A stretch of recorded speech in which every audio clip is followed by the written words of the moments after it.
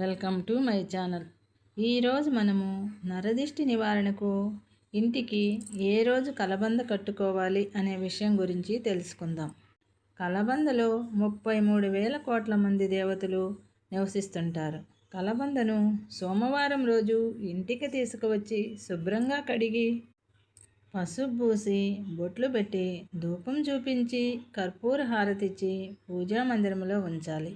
మరుసటి రోజు అనగా మంగళవారం రోజు ఉదయము 6-7 గంటల మధ్య కుజిహోరలో నల్లని దారంతో ఏర్లు పైకుండేటట్లు గుమ్మానికి కట్టాలి.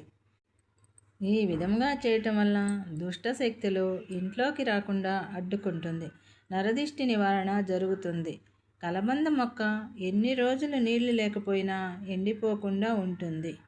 ఇంటికి కట్టిన కలబంద ఎండిపోయినట్లయితే అంత నరదిష్టి ఉందని భావించాలి.